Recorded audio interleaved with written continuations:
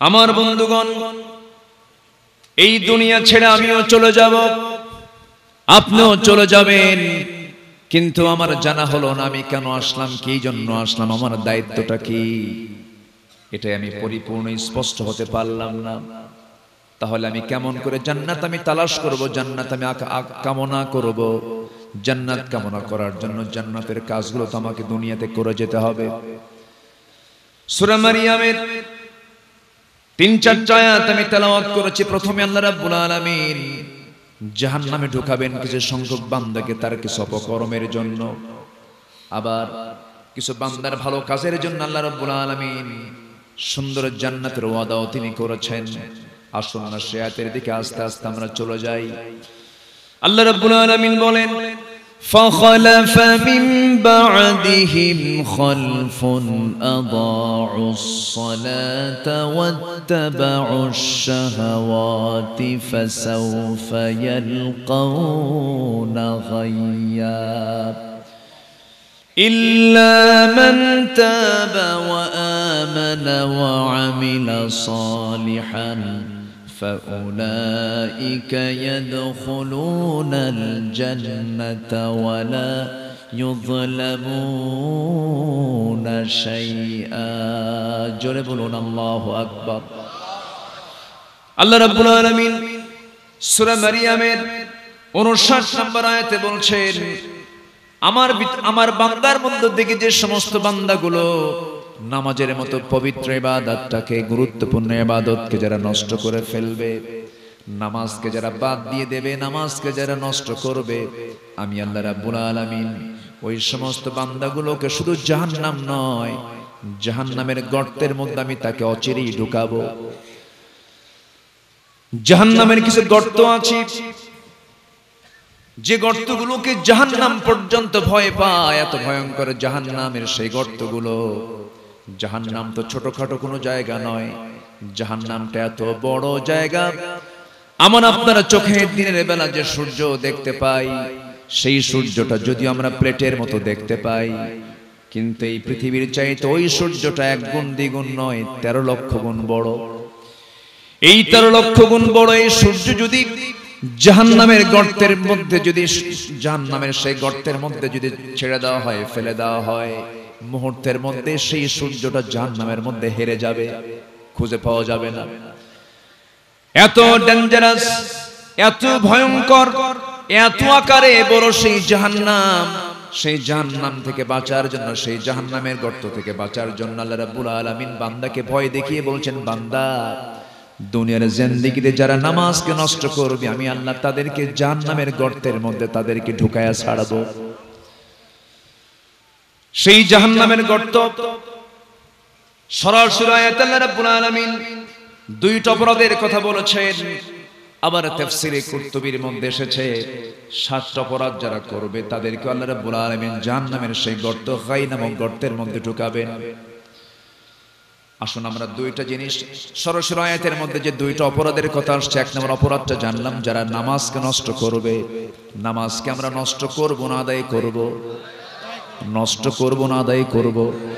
সবাইকে নামাজ পড়তে রাজি আছেন? সবাই নামাজ পড়তে রাজি আছেন? সম্মানিত ভাইয়েরা, সম্মানিত বন্ধুগণ, নামাজ যার আছে চরিত্র তার আছে, নামাজ যার নাই চরিত্র তার নাই। আমার দেশে বহু হুজুর আছে, কিছু আলেমও আছে, যারা বেনামাজি, চরিত্রহীন, লম্পট নেতৃত্বের পিছনে দাঁড়িয়ে থাকে। আছে না? আসতে বলে আছে না নাই বলেন? পার্থিব কিছু স্বার্থ সিদ্ধির জন্য, পার্থিব কিছু প্রাপ্তির জন্য, ক্ষণিকের কিছু ক্ষমতা, কিছু চেয়ার রক্ষার জন্য এই সমস্ত আচরণগুলো তারা করে থাকে। আবার কিছু আলেম আছে, হাসতে হাসতে ফাঁসির মঞ্চে চলে যায়, বাতিল শক্তির কাছে তারা মাথা নত করে না। আছে না নাই? এরকম ইতিহাসও আছে। আসসালামু আলাইকুম ওয়া রাহমাতুল্লাহি ওয়া বারাকাতুহু। السلام عليكم ورحمة الله وبركاته.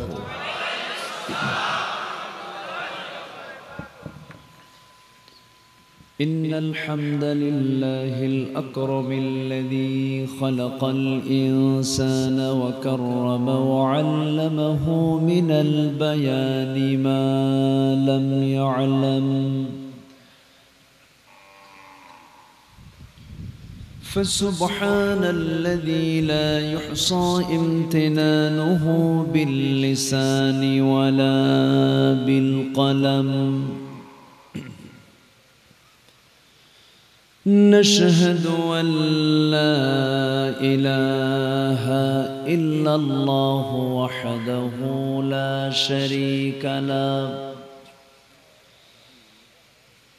ونشهد أن سيدنا وحبيبنا ومولانا محمدًا عبده ورسوله الذي أرسله بالحق بشيرا ونذيرا وداعيا إلى الله بإذنه وسراجا منيرا. فقد قال الله تعالى في كلامه المجيد وفرقانه الحميد: أعوذ بالله من الشيطان الرجيم. بسم الله الرحمن الرحيم.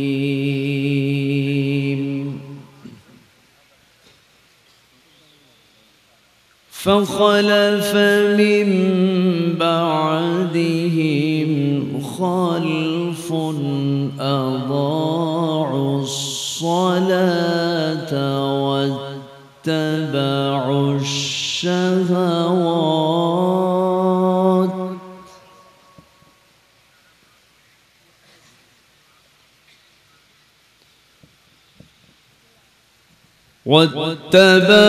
الشهوات فسوف يلقون غيا.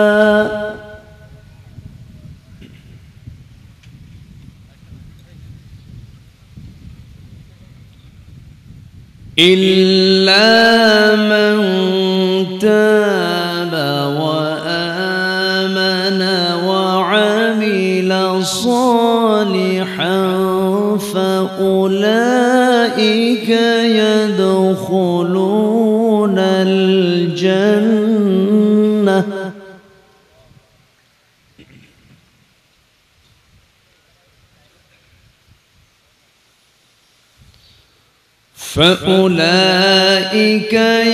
يدخلون الجنة ولا يظلمون شيئا.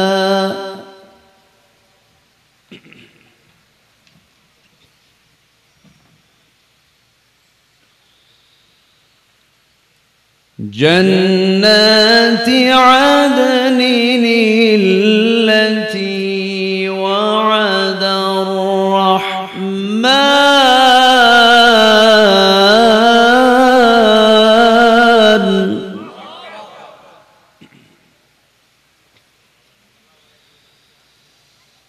التي وعد الرحمن عباده بالغيب.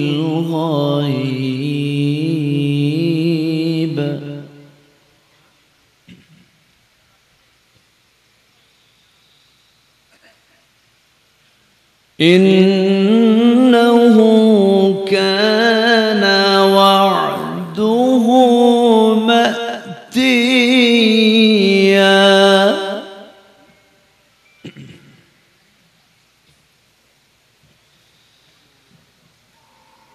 الله أكبر بسم الله الرحمن الرحيم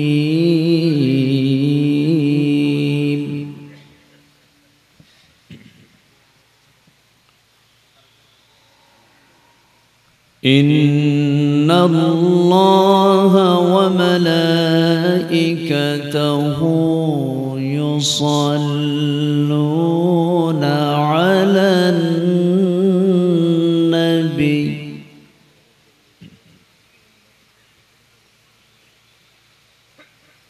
يا أيها الذين آمنوا صلوا عليه وسلموا تسليما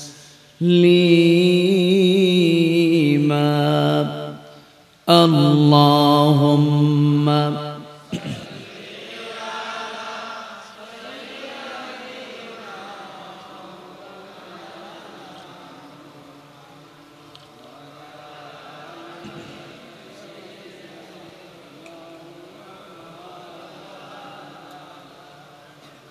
একটু মোহাম্মত দিয়ে নবীর প্রেমে মাতোয়ারা হয়ে জবান খুলে আওয়াজ দিয়ে সবাই বলুন আল্লাহুম্মা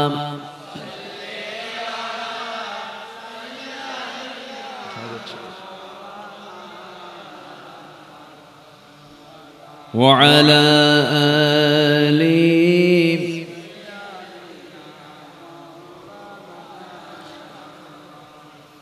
সবাই বলুন বালাগাল উলা বিকামালিহি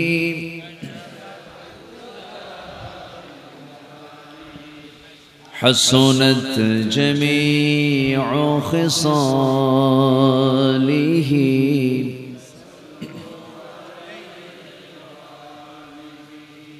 আরবের বুকে মক্কার পরে যেথায় মা আমিনার ঘর খোদা রহমতে কৌসার হয়ে ঝরছে বারংবার বালাগাল উলা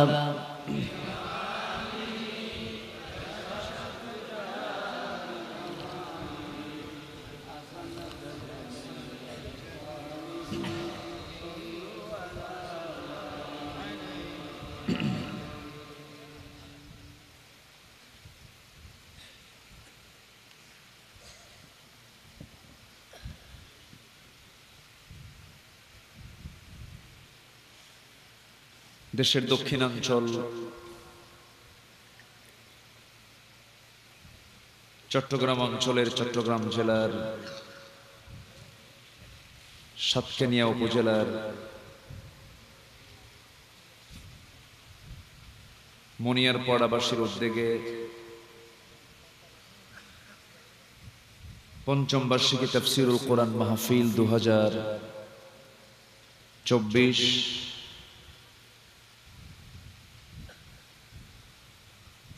আজকের এই মহৎ আয়োজনের সম্মানিত সভাপতি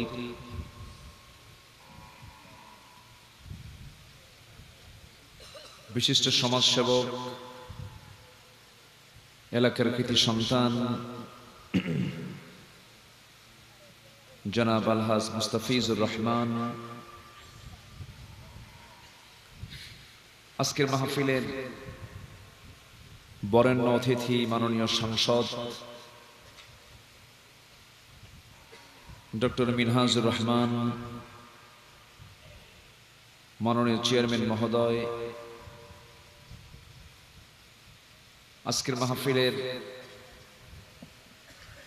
বরেণ্য আলোচক নন্দিত আলেমে দ্বীন, শিক্ষাবিদ, গবেষক, প্রথিতযশা আলেমে দ্বীন উস্তাজুল আসাতিজা, চট্টগ্রাম বিশ্ববিদ্যালয়ের সম্মানিত প্রফেসর ডক্টর নিজামউদ্দিন হাফিজাহুল্লাহ, উপস্থিত হযরত উলামায়ে কেরাম, ফদলায়ে ইজাম, সুশীল সমাজ, জাতির শ্রেষ্ঠ সন্তান, শিক্ষক মণ্ডলী, জাতির বিবেক সাংবাদিক বৃন্দ,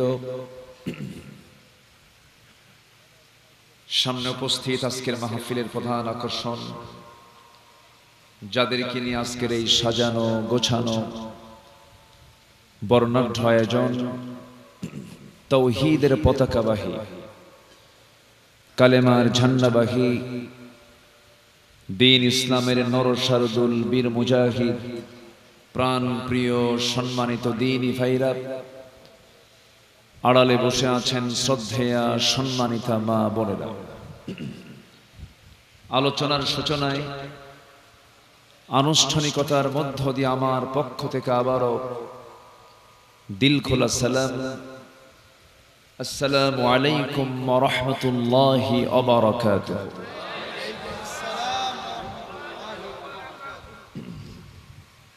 সালামের জবাব একটু দুর্বল মনে হলো, রোজা তো আর নাই। আসসালামু আলাইকুম ওয়া রাহমাতুল্লাহ। মুভিং করে দেন, ফ্যানটা মুভিং করে। সবাই কেমন আছেন?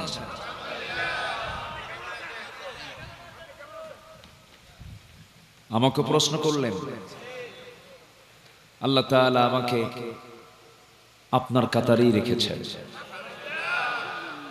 বলছি আলহামদুলিল্লাহ। সারাদিনের সকল কাজকর্মের ইতি টেনে ক্লান্ত শ্রান্ত দেহটাকে স্বস্তি দেওয়ার জন্য আমরা যখন ধীরে ধীরে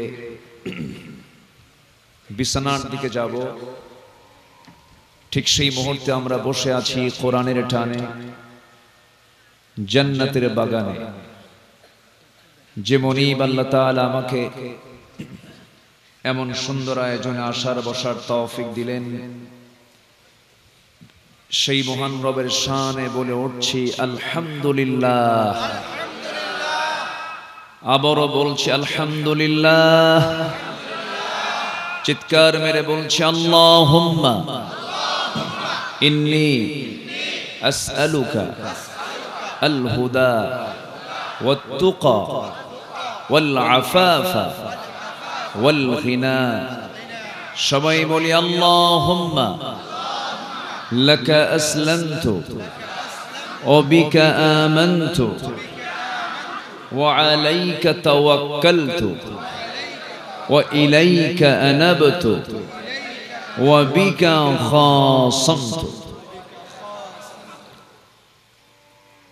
আমরা আল্লাহ তাআলার শুকর আদায় করে নিলাম। আমার আগের মেহমান মুক্তা সদৃশ অত্যন্ত চমকপ্রদ দামি দামি কিছু কথা তিনি উপস্থাপন করেছেন।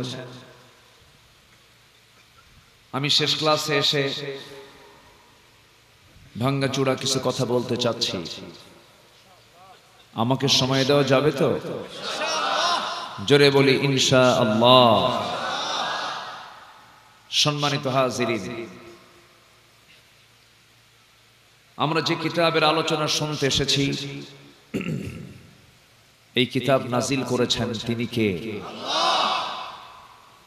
যিনি আকাশের মালিক, যিনি জমিনের মালিক, যিনি সাত সমুদ্রের মালিক, সাবআ সামাওয়াতের মালিক, সাবআতু আবহুরের মালিক, গোটা বিশ্ব ব্রহ্মাণ্ড যার হাতে, সেই মহান রব্বুল আলামিনের পক্ষ থেকে নাজিল হওয়া আল কোরআন, যা হচ্ছে আল্লাহ তাআলার কথার সমষ্টি। পৃথিবীতে মহাসত্যবাণী যদি থাকে, সেই সত্যবাণী খুঁজে পাওয়া যায় কোন কিতাবে? কোরআন। যার ভিতরে কোনো অতিরিক্ত কোনো কিছু নেই, অপ্রাসঙ্গিক কোনো কিছু নেই। বান্দার ইহকালীন কল্যাণ এবং পরকালীন মুক্তির জন্য সকল দিক নির্দেশনা আল্লাহ তাআলা এই কিতাবের মধ্যে বলে দিয়েছেন এবং তিবিয়ানাল লিকুল্লি শাই বলেছেন। মানব জীবনের জন্য যা কিছু প্রয়োজন আল্লাহ তাআলা এর মধ্যে সবকিছু দিয়ে দিয়েছেন। সম্মানিত হাজিরিন, গোটা পৃথিবীতে আজকে প্রতি 4 জন একজন মুসলমান। 750 কোটি মানুষের দুনিয়ায় প্রায় 200 কোটি মুসলমান। প্রাকৃতিক সম্পদ, খনিজ সম্পদ, এদিক থেকেও প্রায় 60% মুসলমানদের নিয়ন্ত্রণে। এত কিছু থাকার পরেও আমরা যদি পৃথিবীর দিকে তাকাই, যে জাতি আজকে পৃথিবীতে সবচেয়ে বেশি রক্তাক্ত হচ্ছে, নির্যাতিত হচ্ছে, নিপীড়িত হচ্ছে, মজলুম, নির্যাতনের শিকার হচ্ছে, সেই জাতির নাম কি বলুন তো? মুসলমান। আমার দেশে কোনো নির্যাতন নাই তো? আছে। বিশ্বের প্রতিটি দেশে দেশে যারা ইসলামকে নিয়ে চলতে চায়, যারা ইসলামকে তার আল্লাহর জমিনে কায়েম করতে চায়, বিশ্বের প্রতিটি দেশে দেশে মুসলিম কর্তৃক মুসলিম আজকে নির্যাতিত হচ্ছে। কোন মুসলমান যখন মুসলমানকে নির্যাতন করে, তখন যে মুসলমান নির্যাতন করে সে কি প্রকৃত মুসলমান হতে পারে? তার পরিচয় হলো জালিম। তার পরিচয় কি? জালিম। সম্মানিত ভাইয়েরা,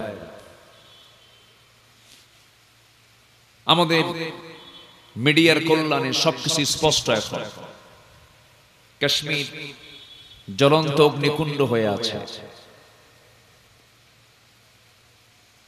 ফিলিস্তিন মৃত্যুপরীতে রূপ নিয়েছে। জাতিসংঘের ভূমিকা প্রশ্নবিদ্ধ। মুসলমানদের লাশ নিয়ে হোলি খেলা হচ্ছে। মুসলমানদের অধিকার নিয়ে বিশ্বের যারা মরলিপনা করছেন, বিশ্বের যারা নেতৃত্ব দিচ্ছেন, তারা নিশ্চুপ, কোনো আওয়াজ নাই, কোনো কথা নাই।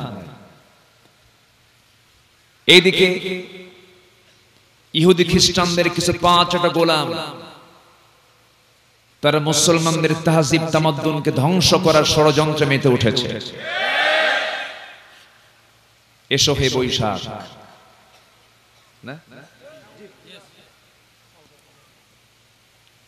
বৈশাখে আমরা লক্ষ্য করি, বৈশাখে কি হয়?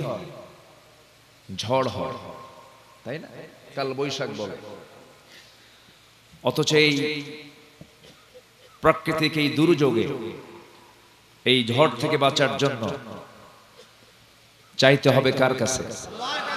আসতে বলবে না, কার কাছে?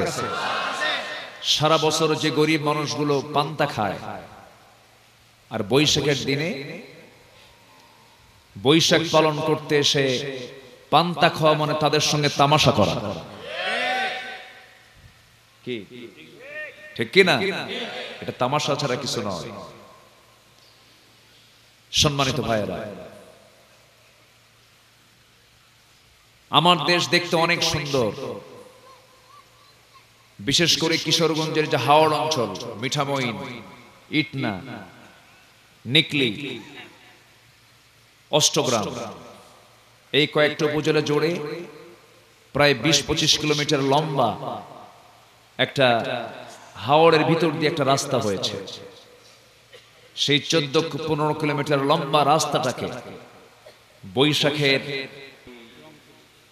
কি বলে, বৈশাখ উদযাপন করার জন্য এই আলপনা এঁকেছে 14-15 মাইল ব্যাপী 6-7 কোটি টাকা খরচ করে। সম্মানিত ভাইয়েরা, হলুদ শাড়ি পরে পান্তা খাওয়ায়, অর্ধলগ্ন পোশাক পরে পান্তা খাওয়ায়। সে পান্তার দাম হলো 1000 টাকা, 1500 টাকা, 2000 টাকা। মঙ্গল শোভাযাত্রার নামে শিরকের দিকে জাতিকে ঢুকানোর চেষ্টা করছে। লক্ষ্মী পেঁচা, এই পেঁচা, ওই পেঁচা, এগুলো কোনো মুসলমানদের কল্যাণের কারণ নয়। সকল কল্যাণ কার হাতে? আসতে বলবেন না, কার হাতে? আল্লাহর হাতে। আজকে গোটা পৃথিবীর দ্বিতীয় বৃহত্তম মুসলিম জনপদ হলো বাংলাদেশ। ফার্স্ট ইন্দোনেশিয়া, সেকেন্ড হলো বাংলাদেশ। সেই বাংলাদেশের 18 কোটি মুসলমানের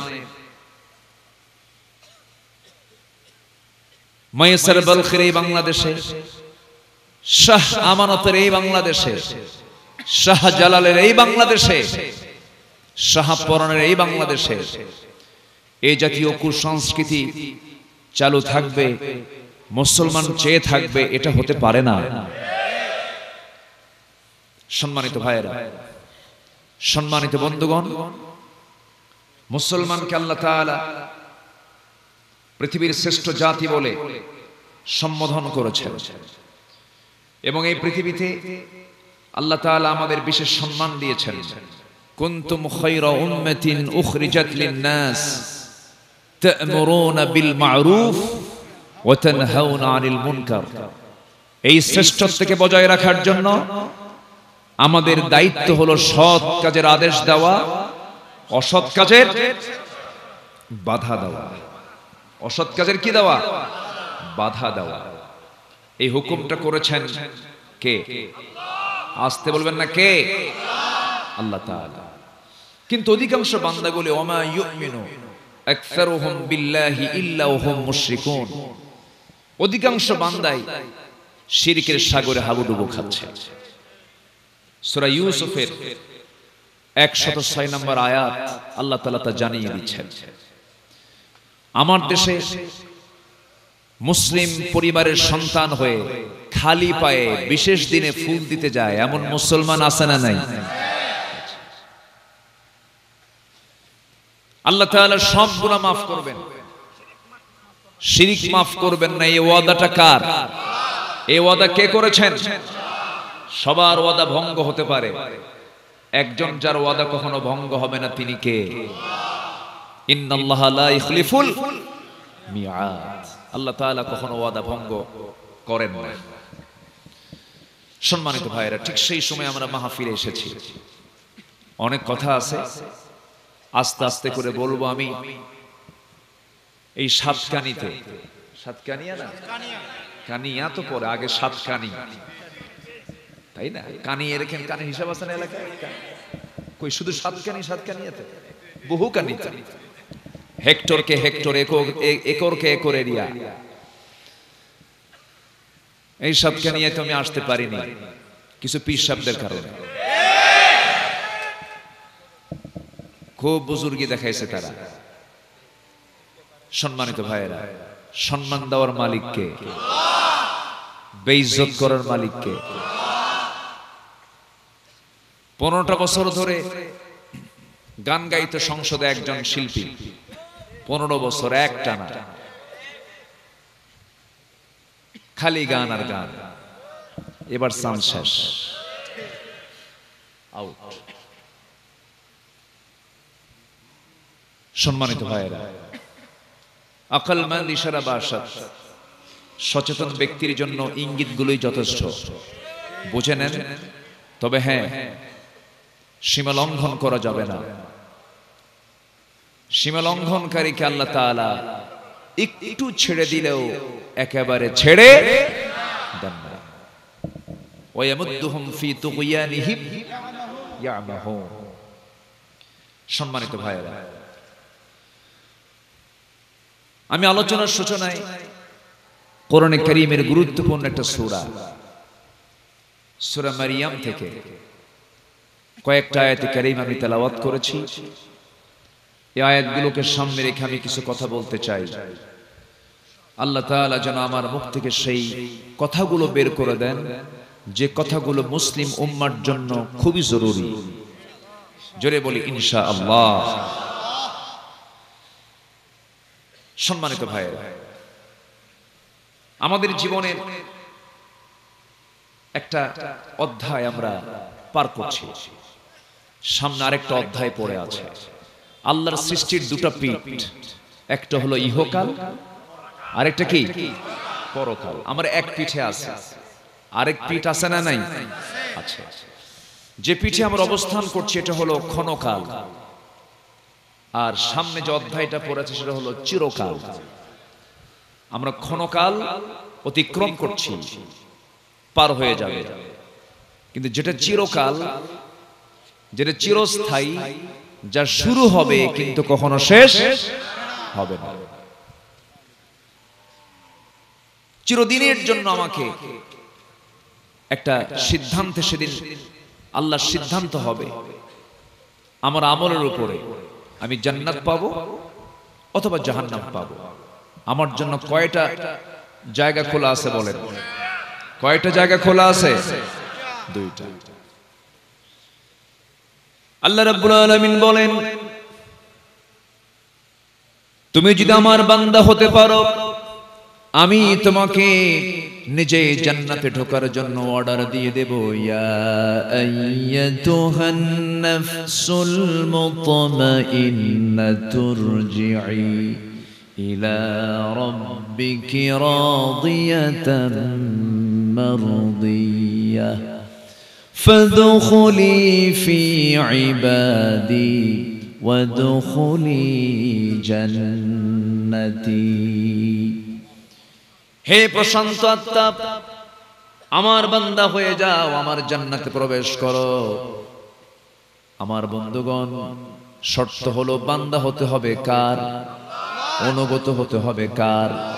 আল্লাহর অনুগত বান্দা হতে হবে। আল্লাহ রাব্বুল আলামিন ওই সমস্ত বান্দার ব্যাপারে ভয়ঙ্কর তথ্য দিচ্ছেন যে সমস্ত বান্দাগুলো কখনো জান্নাত পাবে না। তারা কারা? ইন্নাল্লাযীনা কাযযাবু বিআয়াতিনা ওয়াস্তাকবারু আনহা লা তুফাত্তাহু লাহুম আবওয়াবুস সামা ولا يدخلون الجنة حتى يلج الجمل في سم الخياط وكذلك نجزي المجرمين। জোরে বলুন আল্লাহু আকবার। সূরাতুল আরাফ আয়াত নাম্বার 40। আল্লাহ রাব্বুল আলামিন বলেন, নিঃসন্দেহে যারা আমার এই কিতাবের যারা অস্বীকার করবে, যারা মিথ্যা প্রতিপন্ন করবে, অহংকার যারা দেখাবে, এই কিতাবকে এড়িয়ে যারা চলবে, এই সমস্ত বান্দাগুলো কখনো জান্নাতে প্রবেশ করবে না।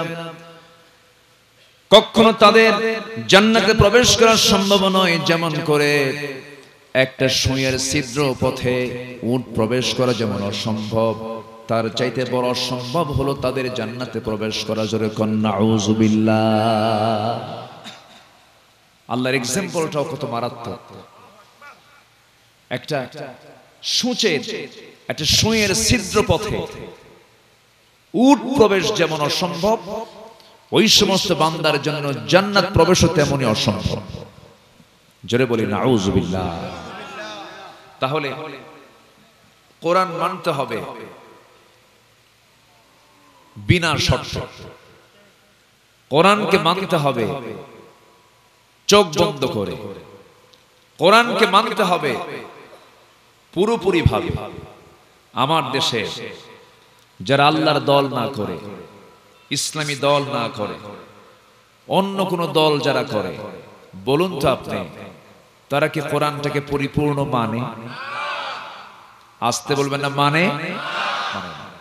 তাদের কথা হলো ব্যক্তিগত জীবনে ইসলাম মানব। আমার ব্যক্তিগত জীবনে আমি ইসলামটাকে নিয়ে প্র্যাকটিস করব, এটা আমার ব্যাপার। কিন্তু রাষ্ট্রীয় জীবনে মানা যাবে না। এই জাতীয় বুদ্ধিজীবী তো আমার দেশে নাই। আছে কি না? এই জাতীয় বুদ্ধিজীবী আছে না নাই? ওটা বুদ্ধি না, ওটা মূর্খ, ওটা মূর্খজীবী, এটা জিহালাত। রাসূলকে মানবো আমার ব্যক্তিগত জীবনে, কিন্তু রাষ্ট্রীয় জীবনে রাসূলকে মানবো না, এমন লোক আছে না নাই? রাসূলকে নামাজি মানবে, কিন্তু রাসূলকে রাষ্ট্রে সমাজে মানবে না, এমন চেতনা মুসলিম আমার দেশে আছে না নাই? এটাই সবচেয়ে বড় ফিতনা। এই পক্ষটাই সবচেয়ে বড় ইসলামের জন্য ভয়ঙ্কর। সম্মানিত ভাইরা, ইসলামকে মানতে গেলে শর্তই হলো আংশিক মানা না পুরোপুরি মানা। আল্লাহ তাআলা একদম ক্লিয়ার করে একটা আয়াত দিয়েছেন, সবার জানা আছে, একটু আমার সঙ্গে ঠোঁট মিলিয়ে বলুন। আল্লাহ রাব্বুল আলামিন বলেন, ইয়া আইয়ুহাল্লাযীনা আমানু দুখুলু ফিস-সিলমি কাফা ওয়ালা তাত্তাবি'উ খুতুওয়াতিশ শাইতান ইন্নাহু লাকুম আদুউম মুবিন। জোরে বলুন আল্লাহু আকবার। ইমানদারেরা, তোমরা ইসলামের ভিতরে পুরোপুরি দাখিল হয়ে যাও। আংশিক ঢুকবে, আংশিক ঢুকবে না তা হবে না। আফাতুমিনুনা বিবা'দিল কিতাবি ওয়া তাকফুরুনা বিবা'দ। কিতাবের কিছু অংশ মানবে, কিছু অংশ মানবে না। এটার ফলাফল হলো ইল্লা খিজিয়ুন ফিল হায়াতিদ দুনিয়া, দুনিয়ার জিন্দেগিতে তোমরা লাঞ্ছিত হবে এবং আখিরাতের জিন্দেগিতে তোমরা ক্ষতিগ্রস্ত হয়ে যাবে। এই কথাটা জানিয়ে দিলেন তিনি আমার কে? আল্লাহ জানিয়ে দিলেন, যদি আংশিক মানো, আংশিক না মানো, দুনিয়াতে লাঞ্ছিত হবে, আখিরাতে ক্ষতিগ্রস্ত হবে। আজকে গোটা পৃথিবীতে মুসলমান লাঞ্ছিত হওয়ার পিছনে একটাই কারণ, ইসলামকে সর্ব জায়গায় না মেনে নেওয়া। আমার দেশে ইসলামকে সব জায়গায় আছে? সব জায়গায় না। সব জায়গায় যদি থাকতো তাহলে চিত্র সমাজের এমন হতো না। সমাজে আজকে যাকাতের চিত্র না সুদের চিত্র? বলেন, যাকাতের চিত্র দেখা যায় না সুদের চিত্র দেখা যায়? কিন্তু যেখানে যাকাত চালু হবে সেখানে সুদ থাকতে পারে না। অথচ আজকে সুদের মোহরা চলছে। আমার দেশে রমজান মাসেও হোটেলগুলো খোলা থাকে। এটা ইসলামের চিত্র নয়। আমার দেশে আজান হওয়ার সঙ্গে সঙ্গে ইসলাম যদি সমাজে চালু থাকতো, আজান হওয়ার সঙ্গে সঙ্গে কোন মুসলমান বাইরে ঘোরাফেরা করার কোনো সুযোগ পেত? বাজারে লোক বেশি না মসজিদে লোক বেশি? বলেন। অথচ আল্লাহ রাসূল জানিয়ে দিচ্ছেন আল্লাহর কাছে সবচেয়ে পছন্দনীয় জায়গা হলো মসজিদ, আর নিকৃষ্ট জায়গা কি? বাজার। এখন লোক বেশি কোথায় থাকে? বাজার।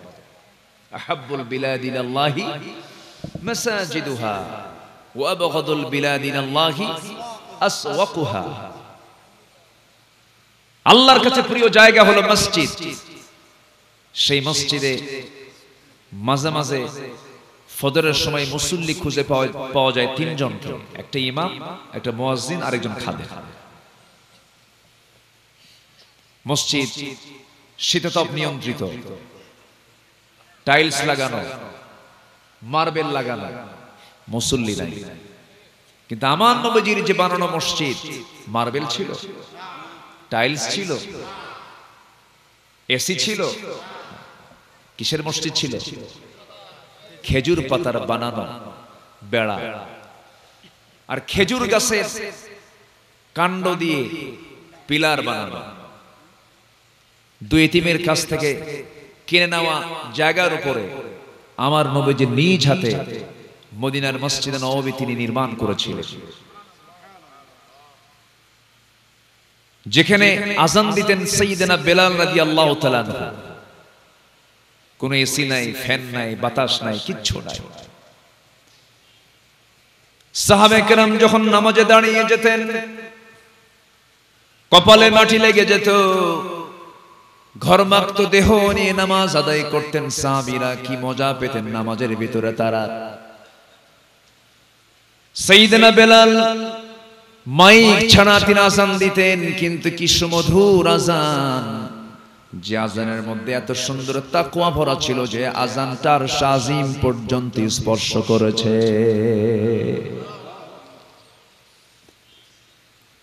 মসজিদ মুসল্লি দিয়ে ভরে গেছে, প্রাণযুক্ত নামাজ সেখানে ছিল। কিন্তু আজকের মসজিদগুলো যদিও পাকা হয়েছে, কিন্তু মসজিদ পাকা হলো কিন্তু বান্দার ঈমানটা পাকা না কাঁচা? কাঁচা ঈমান। কোটি কোটি টাকা অবৈধ টাকা দিয়া মসজিদের পথ পর্যন্ত দখল করে নিয়েছে অনেক মসজিদ কমিটির সভাপতি হলো সুদখোর, সেক্রেটারি হলো মদখোর, আছে না? 4.5 লক্ষ মসজিদ, 4.5 লক্ষ মসজিদ হচ্ছে মুসলমানদের সবচেয়ে বড় কার্যালয়, বড় একটা অফিস। এটা ইসলামের জন্য বড় একটা কার্যালয়। এই 4.5 লক্ষ মসজিদের কমিটিগুলো যেগুলো আছে ম্যাক্সিমাম আমার চোখে দেখা, টেকনাফ থেকে তেতুলিয়া, রূপসা থেকে পাথরিয়া, সুন্দরবন থেকে বান্দরবান, মোটামুটি 64 ডিস্ট্রিক্টের প্রত্যেকটা জায়গায় কম বেশি আমার যাওয়ার সুযোগ হয়েছে। যতটুকু বিচরণ করে দেখেছি, প্রায় মসজিদগুলোর কমিটি আজকে জোর করে দখল করে রেখেছে 100 শয়তানেরা, ঠিক কিনা? দখল করে রেখেছে। হুজুর কথা বলবেন, খতিব খুতবা দিবেন, খুতবা দেওয়ার আগে খতিবের কানে জানিয়ে দেওয়া হয়, হুজুর গরম টরম কোনো কথা বলা যাবে না, এমন ওয়াজ করবেন, এমন ওয়াজ করবেন যে ওয়াজটা হবে আসমানের ওয়াজ, আর কবরের ওয়াজ, মাটির নিচের ওয়াজ, মাটির নিচে আর আসমানের উপরের ওয়াজ করবেন আপনারা। দুনিয়াটা আমরা দেখে নেব, ওরা দুনিয়া দেখবে। আমাদের দায়িত্ব হলো আসমান নিয়া আর কবর নিয়া, মাটি নিয়া, আর দুনিয়া ওরা দেখবে। তো খতিব সাহেব খুতবা দিতে নিয়ে হঠাৎ করে একদিন মুখ ফসকে বলেই ফেলছে একটা আয়াত, লা তাকুলুর রিবা আদআফান মুদাআফা, তোমরা চক্রাকারে সুদের কারবার করো না, সুদ খাইও না। তো এই ওয়াজ করতে নেই হঠাৎ করে সভাপতি সাহেবের চোখের নজর পড়ে গেছে, কি বলে, খতিব সাহেবের নজর পড়ে গেছে সভাপতি সাহেবের চোখের উপরে, চোখাচোখি হয়েছে। খুতবা শেষ, নামাজ শেষে সভাপতি মহোদয় এসে খতিব সাহেবকে বলতেছে, হুজুর ওয়াজ করলেন সমস্যা নাই, সুদের বিরুদ্ধে ওয়াজ, কোরআনে ওয়াজ, আপনি ওয়াজ করবেন তাও সমস্যা নেই, কিন্তু আপনি আমার দিকে চেয়ে থেকে ওয়াজ করলেন কেন? চাকরি আর আছে? সম্মানিত ভাইয়েরা, খতিবের দায়িত্বকে পালন করার কথা ছিল হলো যে নেতা, তার নামাজ পড়ানোর কথা ছিল।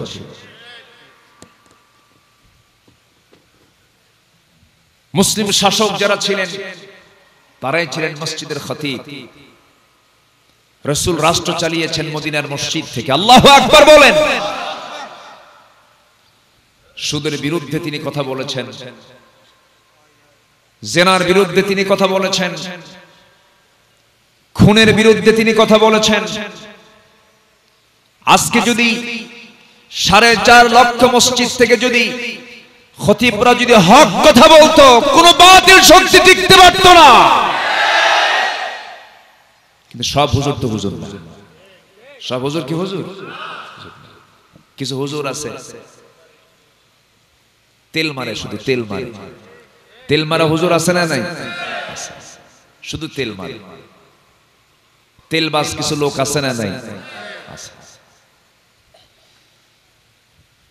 সিনেমা হল উদ্বোধন হবে, হুজুরকে দাওয়াত দেয়, ভাড়া করে আনে, হুজুর দোয়া করে, আল্লাহ সিনেমা হলের বরকত দিয়ে দাও।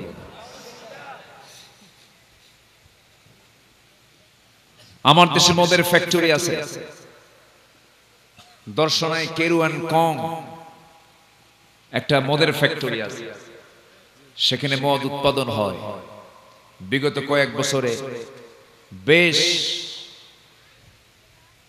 কয়েক কোটি টাকা এই মদের ফ্যাক্টরি থেকে মদ বিক্রি করে মুনাফা অর্জন করেছেন।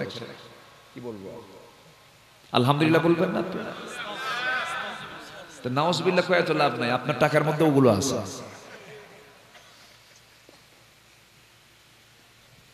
ইসলামকে যদি আমি মানতে চাই, ইসলামকে আমি যদি পরিপূর্ণরূপে মানতে চাই, ইসলাম বিজয়ী না হওয়া পর্যন্ত, ইসলাম প্রতিষ্ঠিত না হওয়া পর্যন্ত ইসলামকে পরিপূর্ণ মানা সম্ভব নয়, সম্ভব নয়, সম্ভব নয়। আমরা যখন মাহফিল আসছি, রাস্তা দিয়ে যখন মাহফিল আসছে, আমরা মাহফিলের উদ্দেশ্যে ডান পথে এসেছি না বাম পথে এসেছি? বাম পথে। বামে আমার যানবাহন চালিয়ে এসেছি, কিন্তু ইসলাম বলে কি বামে না ডানে চলো? আমি চলি কোথায়? বামে। এখন ইসলামকে আপনি যদি মানতে যান, আপনি কি ঠিক থাকবেন না আপনি মামলা খাবেন? মামলা খাবেন, আপনি অ্যাক্সিডেন্ট করবেন। কারণ আমার দেশে তো ডান পথে চলার সিস্টেম নাই। ট্রাফিক যে আইন, সেই ট্রাফিকের যে বিধানটা সেটা হলো বাম দিকে চলা। তা আপনি যদি এই দেশের শ্রেষ্ঠ যদি আলেম হন, শ্রেষ্ঠ বুজুর্গ হন, শ্রেষ্ঠ পীর কেবলাও হন, আপনি তো অন্তত রাস্তায় নামলে পরে এই আল্লাহর হুকুম তো মানতে পারবেন না, আপনি ডান দিকে চলতে পারবেন না। ডান দিকে আপনি তখনই চলতে পারবেন যখন রাষ্ট্র থেকে অর্ডার আসবে ডানে সবার চলতে হবে। সম্মানিত ভাইয়েরা, ওয়াজ করে সুদ যদি বন্ধ হতো, এই দেশে ওয়াজ কম হয় না। ওয়াজ করে কি সুদ বন্ধ হবে? বন্ধ হবে না। ওয়াজ করে কি জেনা বন্ধ হবে? বন্ধ হবে না। এগুলোকে বন্ধ করার জন্য কার বিধান দরকার? আসতে বলবেন না, কার বিধান দরকার? সে আল্লাহর বিধান জমিনে বাস্তবায়ন করার জন্য চেষ্টা করতে হবে। কার বলেন? কার চেষ্টা করতে হবে? ইমানদারের। কার বলেন? ইমানদারের। ইমানদারের চেষ্টা করতে হবে, চেষ্টা করবে ইমানদার। আর সাহায্য করবেন কে? সাহায্য করবেন কে? আল্লাহ তাআলা। আমার কথা কি বিরক্ত হচ্ছেন আপনারা? আমার বন্ধুগণ, এই দুনিয়া ছেড়ে আমিও চলে যাব, আপনিও চলে যাবেন, কিন্তু আমার জানা হলো না আমি কেন আসলাম, কি জন্য আসলাম, আমার দায়িত্বটা কি, এটাই আমি পরিপূর্ণ স্পষ্ট হতে পারলাম না। তাহলে আমি কেমন করে জান্নাত আমি তালাশ করব, জান্নাত আমি কামনা করব? জান্নাত কামনা করার জন্য জান্নাতের কাজগুলো তো আমাকে দুনিয়াতে করে যেতে হবে। সূরা মারিয়ামের ৩-৪ আয়াত আমি তেলাওয়াত করেছি। প্রথমে আল্লাহ রাব্বুল আলামিন জাহান্নামে ঢোকাবেন কিছু সংখ্যক বান্দাকে, তার কিছু অপকর্মের জন্য, আবার কিছু বান্দার ভালো কাজের জন্য আল্লাহ রাব্বুল আলামিন সুন্দর জান্নাতের ওয়াদাও তিনি করেছেন। আসুন না সে আয়াতের দিকে আস্তে আস্তে আমরা চলে যাই। আল্লাহ রাব্বুল আলামিন বলেন, فخلف من بعدهم خلف أضاعوا الصلاة واتبعوا الشهوات فسوف يلقون غيا إلا من تاب وآمن وعمل صالحا فأولئك يدخلون الجنة ولا يظلمون شيئا جربون الله أكبر الله رب العالمين সূরা মারিয়ামের 59 নম্বর আয়াতে বলছেন, আমার বান্দার মধ্যে থেকে যে সমস্ত বান্দাগুলো নামাজের মতো পবিত্র ইবাদতটাকে, গুরুত্বপূর্ণ ইবাদতকে যারা নষ্ট করে ফেলবে, নামাজকে যারা বাদ দিয়ে দেবে, নামাজকে যারা নষ্ট করবে, আমি আল্লাহ রাব্বুল আলামিন ওই সমস্ত বান্দাগুলোকে শুধু জাহান্নাম নয়, জাহান্নামের গর্তের মধ্যে আমি তাকে অচিরেই ঢুকাবো। জাহান্নামের কিছু গর্ত আছে, যে গর্তগুলোকে জাহান্নাম পর্যন্ত ভয় পায়, এত ভয়ঙ্কর জাহান্নামের সেই গর্তগুলো। জাহান্নাম তো ছোটখাটো কোনো জায়গা নয়, জাহান্নামটা এত বড় জায়গা। আমার আপনারা চোখে দিনের বেলা যে সূর্য দেখতে পাই, সেই সূর্যটা যদি আমরা প্লেটের মতো দেখতে পাই, কিন্তু এই পৃথিবীর চাইতে ওই সূর্যটা 1 গুণ 2 গুণ নয়, 13 লক্ষ গুণ বড়। এই 13 লক্ষ গুণ বড় এই সূর্য যদি জাহান্নামের গর্তের মধ্যে, যদি জাহান্নামের সেই গর্তের মধ্যে যদি ছেড়ে দেওয়া হয়, ফেলে দেওয়া হয়, মুহূর্তের মধ্যে সেই সূর্যটা জাহান্নামের মধ্যে হেরে যাবে, খুঁজে পাওয়া যাবে না। এত ডেঞ্জারাস, এত ভয়ঙ্কর, এত আকারে বড় সেই জাহান্নাম। সেই জাহান্নাম থেকে বাঁচার জন্য, সেই জাহান্নামের গর্ত থেকে বাঁচার জন্য আল্লাহ রাব্বুল আলামিন বান্দাকে ভয় দেখিয়ে বলছেন, বান্দা দুনিয়ার জিন্দেগিতে যারা নামাজকে নষ্ট করবে, আমি আল্লাহ তাদেরকে জাহান্নামের গর্তের মধ্যে তাদেরকে ঢুকায়া ছাড়াবো। সেই জাহান্নামের গর্ত সরাসরি আয়াতে আল্লাহ রাব্বুল আলামিন 2টা অপরাধের কথা বলেছেন। আবার তাফসীরে কুরতুবীর মধ্যে এসেছে 7টা অপরাধ যারা করবে তাদেরকে আল্লাহ রাব্বুল আলামিন জাহান্নামের সেই গর্ত, গাই নামক গর্তের মধ্যে ঢুকাবেন। আসুন আমরা 2টা জিনিস সরাসরি আয়াতের মধ্যে যে 2টা অপরাধের কথা আসছে, 1 নম্বর অপরাধটা জানলাম, যারা নামাজকে নষ্ট করবে। নামাজকে আমরা নষ্ট করব না আদায় করব? নষ্ট করব না আদায় করব? সবাইকে নামাজ পড়তে রাজি আছেন? সবাই নামাজ পড়তে রাজি আছেন? সম্মানিত ভাইয়েরা, সম্মানিত বন্ধুগণ, নামাজ যার আছে চরিত্র তার আছে, নামাজ যার নাই চরিত্র তার নাই। আমার দেশে বহু হুজুর আছে, কিছু আলেমও আছে যারা বেনামাজি, চরিত্রহীন, লম্পট নেতৃত্বের পিছনে দাঁড়িয়ে থাকে। আছে না? আসতে বলে আছে না নাই বলেন? পার্থিব কিছু স্বার্থ সিদ্ধির জন্য, পার্থিব কিছু প্রাপ্তির জন্য, ক্ষণিকের কিছু ক্ষমতা, কিছু চেয়ার রক্ষার জন্য এই সমস্ত আচরণগুলো তারা করে থাকে। আবার কিছু আলেম আছে হাসতে হাসতে ফাঁসির মঞ্চে চলে যায়, বাতিল শক্তির কাছে তারা মাথা নত করে না। আছে না নাই? এরকম ইতিহাসও আছে, যুগে যুগেই তা ছিল। আমরা জানি সবাই কম বেশি ইতিহাসগুলো। ইমামে আজম আবু হানিফা রাহমাতুল্লাহ আলাইহি, তার যুগে কি আরো আলেম ছিল না? ছিল। সবার কি জেলখানায় থাকা হয়েছে? আবু হানিফা রাহমাতুল্লাহ আলাইহিকে জালিম বাদশা, কোন অন্য ধর্মের মানুষ না, সেও ইসলামকে মেনে নিয়েছে বলেই তো তাকে মুসলমান বলে সবাই। কিন্তু মুসলমান সবাইকে বলা যাবে না, জালিম মুনাফিক আছে না নাই? বাদশা মনসুর তাকে প্রস্তাব দিল, আবু হানিফা তুমি আমার রাষ্ট্রে কাজীর পদ তোমাকে দেব, তুমি আমার রাষ্ট্রে কাজীর পদের দায়িত্ব অর্থাৎ চিফ জাস্টিস তোমাকে বানাবো, তুমি এটা মেনে নাও, তবে আমার কথা তোমার শুনতে হবে। আবু হানিফা রাহমাতুল্লাহ আলাইহি বললেন, জালিম শাসকের অধীনে কাজীর পদ নেওয়ার কোনো অভিপ্রায় আমার নাই, ইচ্ছা আমার না। অনেক চাপ প্রয়োগ করা হলো, তিনি বলেন না, আল্লাহ আমাকে যা দিয়েছেন তা অনেক দিয়েছেন। এত আল্লাহওয়ালা লোকটা ছিলেন, তার জীবনী সেদিন পড়তে নিয়ে দেখি তিনি প্রত্যেকটা ওয়াক্তে নতুন নতুন পোশাক পরে নামাজে দাঁড়াতেন।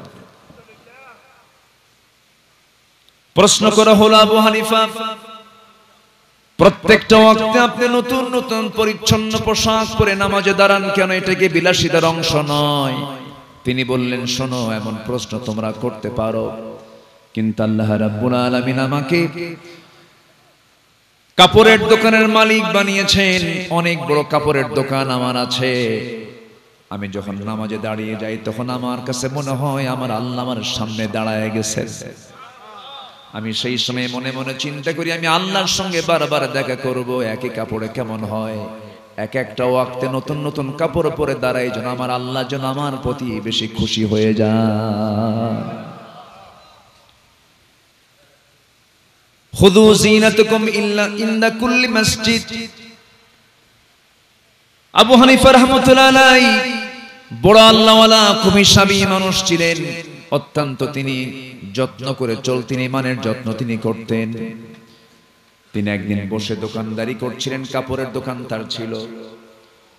কাপড়ের গাঁটটির মধ্যে একটা ছেঁড়া অংশ ছিল, ত্রুটিপূর্ণ। সেই কাপড়ের গাঁটটিটা তিনি সাইড করে বললেন, শোনো আমার কর্মচারীরা, আমি নামাজে যাচ্ছি, এই যে কাপড়টার গাঁটটি দেখতেছে এর মধ্যে ছেঁড়া একটা অংশ আছে। এই কাপড় যখন বিক্রি করতে যাবে, কাপড়ের ত্রুটিটা জানায় দিয়ে কাস্টমারকে বুঝিয়ে দিয়ে এরপরে কাপড়টা বিক্রি করবা, না জানায় বিক্রি করবা না, তবে কিন্তু হারাম হয়ে যাবে। দোকান থেকে তিনি বের হয়ে গেলেন। ওই ফাঁকা চান্সে একজন কর্মচারী ভুলক্রমে ওই কাপড়ের গাঁটটিটা বিক্রি করে দিয়েছে সমান দামে। তিনি বাইরে থেকে এসে নামাজ শেষ করে এসে যখন দোকানে বসে পড়লেন, তিনি বললেন যে কাপড়ের গাঁটটি আমি সাইড করে রেখেছিলাম, সেই কাপড়ের গাঁটটি কোথায় বিক্রি হয়ে গেছে? ত্রুটিটাকে প্রকাশ করে বিক্রি করছো নাকি না তা করি নাই। সঙ্গে সঙ্গে আবু হানিফা আস্তাগফিরুল্লাহ বলে তিনি আল্লাহর কাছে মাফ চেয়ে নিয়ে সবাইকে জানিয়ে দিলেন, শোনো, এই যে কাপড়ের গাঁটটিটা না জানায়া ত্রুটিটা না বলে বিক্রি করে দিয়েছ, আমার গোটা ব্যবসাটাই হারাম হয়ে গেছে। টোটাল অংশ আমি আল্লাহর পথে দান করে দিলাম। কিভাবে তারা পরিচ্ছন্ন জীবন যাপন করতেন? এই আবু হানিফার মতো মানুষকে জোর করে তাকে ধরে আনা হলো, জেলখানায় ঢুকিয়ে দেওয়া হলো। বলা হলো, আবু হানিফা এখনো সময় আছে, তুমি বাদশার কথা মেনে নাও। তিনি বললেন, জীবনটা চলে যাবে, জীবন দিয়ে দেব, কিন্তু জালিমের সামনে মাথা নত করব না। আবু হানিফা রাহমাতুল্লাহ আলাইহি জেলখানায় কারাবন্দী তিনি। এমন সময় তিনি লক্ষ্য করে দেখেন কিছুক্ষণ পর তার মাকে ধরে এনেছে সেই জালিম শাসকের লোকেরা। তার মাকে ধরে এনে তার পাশে দাঁড় করায় রেখে আবু হানিফাকে বেত্রাঘাত করা হচ্ছে, জুলুম করা হচ্ছে, নির্যাতন করা হচ্ছে। আবু হানিফা লক্ষ্য করে দেখেন তার মার চোখের পানি টলমল করছে, তার চোখ অশ্রুপূর্ণ হয়ে গেছে। মনে মনে চিন্তা করছেন, আরে আমার মার বুঝি কষ্ট হচ্ছে। এমন সময় প্রশ্ন করা হলো, আবু হানিফা, তোমার মার দিকে তাকায় অন্তত তুমি বাদশা মনসুরের প্রস্তাবটা তুমি মেনে নাও। এমন জাতীয় কথা যখন বলা হলো, সঙ্গে সঙ্গে আবু হানিফা রাহমাতুল্লাহ আলাইহি সামনে যখন এই প্রস্তাবটা দেওয়া হয়েছে, সঙ্গে সঙ্গে তার মা জবান খুলে গেছে। জবান খুলে তিনি বলছেন, শোনো আমার কলিজার টুকরার সন্তান, তুই আমার দিকে তাকায় কি চিন্তা করছিস জানি না, তুই আমার দিকে তাকায় তুই কোন ভাবনা ভাবতেছিস তা আমি জানি না। আমার মন বলছে, আমার মন চাচ্ছে, এই যে তোর প্রতি অত্যাচার গুলো করা হচ্ছে, তোর প্রতি নির্যাতন গুলো করা হচ্ছে, এই নির্যাতন করতে করতে করতে করতে শেষ পর্যন্ত তোকে দুনিয়া থেকে বিদায় করে দিয়ে দেবে, তুই শহীদ হয়ে যাবি। আমি তোর শহীদের মা হওয়ার গৌরব অর্জন করে আল্লাহর সামনে দাঁড়াতে পারবো। আমি এই জন্য আমার চোখ দিয়ে পানি বের হচ্ছে, আমি কাঁদতেছি।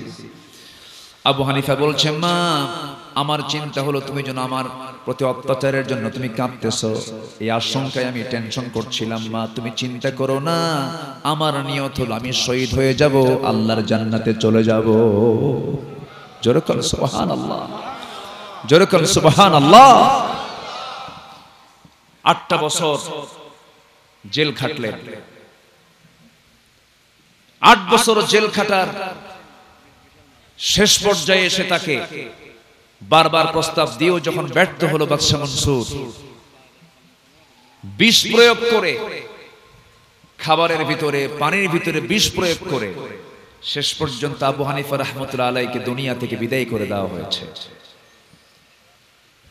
এটাই ইতিহাস, এটাই বাস্তবতা। সম্মানিত ভাইয়েরা, আমাদের পাখি যিনি, এই দেশের অগণন মানুষের হৃদয়ে স্পন্দন, কোরআনের পাখি, খাঁচা মুক্ত হয়ে দুনিয়া থেকে বিদায় নিয়েছেন। 2 বছর না, 3 বছর না, দীর্ঘ 13টা বছর নির্যাতন নিপীড়ন সহ্য করে শাহাদাতের নজরানা তিনি পেশ করেছেন। এই ইতিহাস থেকে আমাদের শিক্ষা নেবার দরকার আছে না নাই? আসতে বলবেন না, আছে না নাই? ইমানদার বাতিলের সামনে কখনো মাথা নত করতে জানে? মাথা নত করতে জানে? সম্মানিত ভাইয়েরা, সম্মানিত বন্ধুগণ, কথার তো থা নেই, বিভিন্ন লাইনে বিভিন্ন ডালে ডালে যেতে হয়। আমরা যদি জাহান্নাম থেকে বাঁচতে চাই, আল্লাহর নির্দেশনা হলো নামাজকে কখনো নষ্ট করা যাবে, বেনামাজির সাথে বেনামাজির কোনো নেতৃত্ব, বেনামাজির কোনো কি বলে দল, বেনামাজির কোনো নেতৃত্ব কর্তৃত্ব মানা যাবে না। কারণ আমি দুনিয়াতে যার সঙ্গে আমি সখ্যতা রাখবো, এটা ভেবে নিতে হবে নিশ্চিত আখিরাতে তার সঙ্গে আমার হাসর নাসর হবে, তার সঙ্গে আমার উঠতে হবে। তাহলে জাহান্নামের গর্তে যাওয়ার জন্য এক নম্বর অপরাধ আল্লাহ তাআলা শনাক্ত করেছেন, সেটা হলো আমরা কখনো নামাজকে নষ্ট করব না। আমরা নামাজ পড়ব কয় ওয়াক্ত বলেন? নামাজ পড়ব কয় ওয়াক্ত? 5 ওয়াক্ত নামাজ আমরা পড়ব। আল্লাহ তাআলা আমাদের সবাইকে নামাজি বানান। জোরে বলুন আল্লাহুম্মা আমিন। আরো জোরে বলুন আল্লাহুম্মা আমিন। আবার আল্লাহ তাআলা এই আয়াতের অনুকূলে আরেক জায়গায় বলছেন, জাহান্নামে যাবার কয়েকটা কারণ আল্লাহ তাআলা উল্লেখ করেছেন। তার মধ্যে আল্লাহ তাআলা এক নম্বর কারণ বলেছেন হলো যারা দুনিয়াতে নামাজ না পড়ে দুনিয়া থেকে বিদায় নিয়েছে।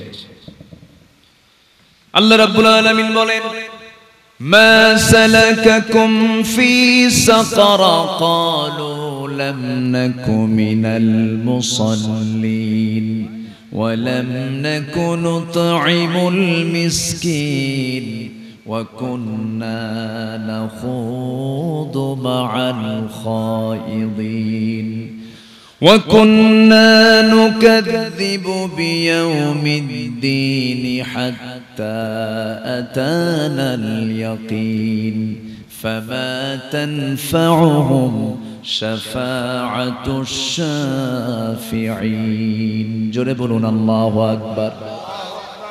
ও দোজখবাসী, আজকে তোমরা দোজখে কেন, সাকার নামক জাহান্নামে কেন? ওই সমস্ত জাহান্নামবাসীরা বলবে আজকে আমরা 4টা অপরাধ করে আসার কারণে আজকে আমরা জাহান্নামের মধ্যে, দোজখের মধ্যে, সাকারের মধ্যে। এর মধ্যে এক নম্বর হলো আজান শুনেছি কিন্তু নামাজে হাজির হই নাই। এরকম মুসলমান তো আমার দেশে নাই, সাতকানিয়াতে নাই। আজান হয়ে যায়, নামাজ পড়ে না।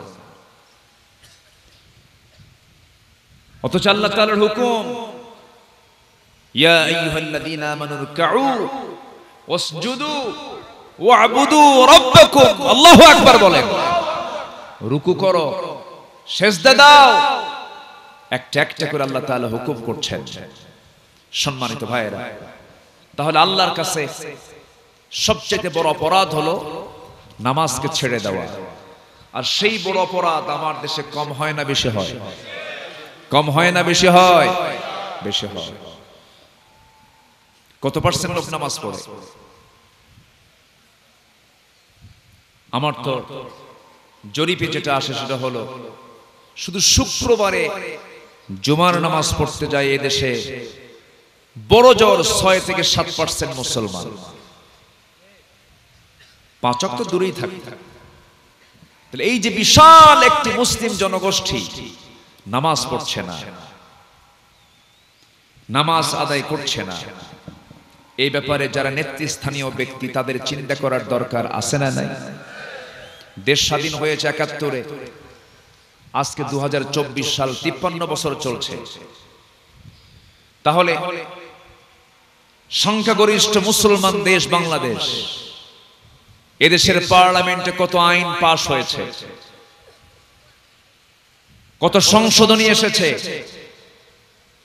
অধিকাংশ পার্লামেন্টারিয়ান মুসলমান। আজ পর্যন্ত কোন পার্লামেন্টের মেম্বার কি এ পর্যন্ত একটাবারের মতো নামাজের বিল সংসদে উত্থাপন করেছে? কেন করেনি? কি জন্য করেনি? কি কারণে করেনি? এটার মূল কারণ হলো একটাই, সেটা হলো অধিকাংশ তারা নামাজই পড়েন। আপনি যদি নিজে নামাজ না পড়েন, আপনি কি নামাজের বিল কি সংসদে উত্থাপন করবেন? মদ খাওয়া কি? আসতে বলে মদ পান করা কি? যে মদ পান, রাসূল বলেছেন সমস্ত পাপের মা। আল খামরু উম্মুল খাবাইফ। রাসূল বলেছেন মদ হচ্ছে সমস্ত পাপের জননী। বরঞ্চ নামাজের বিল সংসদে না এনে বিল আনা হয়েছে কিসে? মদে। যে মদকে আল্লাহ তাআলা নিজে হারাম করেছেন, রাসূল বলেছেন মদ হলো সমস্ত পাপের মা। মদ আছে যেখানে জিনা আছে সেখানে, জিনা আছে যেখানে খুন আছে সেখানে। আজকে মাদকে ভরে গেছে দেশ, নেশায় ভরে গেছে দেশ। সাইয়েদনা ওমর ফারুক রাদিয়াল্লাহু আনহুর মতো খলিফাতুল মুসলিমিন নিজের ছেলে আবু শাহমা নেশার কারণে যখন ধরা পড়ে গেছে, বিচার করেছেন নিজ হাতে। আজকেও যারা মাদকের বিরুদ্ধে আমাদেরকে ওয়াজ করতে বলেন, আমি তাদেরকে জানিয়ে দিতে চাই, সেই মদের শাস্তি অনুযায়ী আপনারা মদের শাস্তি দেওয়া আগে শুরু করুন, সব বন্ধ হয়ে যাবে। ঠিক কিনা? সব বন্ধ হয়ে যাবে।